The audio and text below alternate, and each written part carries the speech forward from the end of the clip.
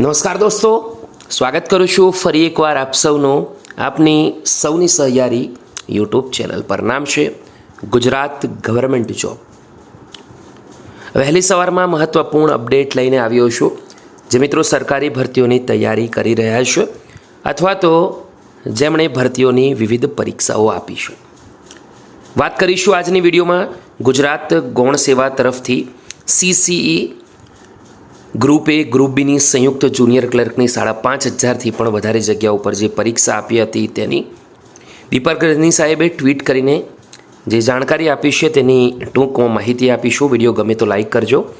ગૌણ સેવાને લગતી આવી અવનવી અપડેટ મેળવવા આપણા યુટ્યુબ પ્લેટફોર્મ પર બિલકુલ ફ્રીમાં જોઈન પણ કરી શકો છો. તો દીપક રજની સાહેબ પ્રમાણે CCEમાં આવેલ ઓબ્જેક્શનનું નિરાકરણ કરવા માટે તંત્રએ સૂચના આપી છે. જે પણ ઓબ્જેક્શન આવ્યા છે તેના સોલ્યુશન માટે તંત્રએ વાત કરી છે. હવે એકાદ સપ્તાહની અંદર એટલે કે એકાદ વીકની અંદર રિવાઇઝ ફાઇનલ આન્સર કી આવશે અને ત્યારબાદ પરિણામ પણ જાહેર થઈ શકે છે. 27 ઓગસ્ટના રોજ લગભગ 9:30 વાગ્યા આસપાસ આ મહત્ત્વપૂર્ણ અપડેટ આવી હતી.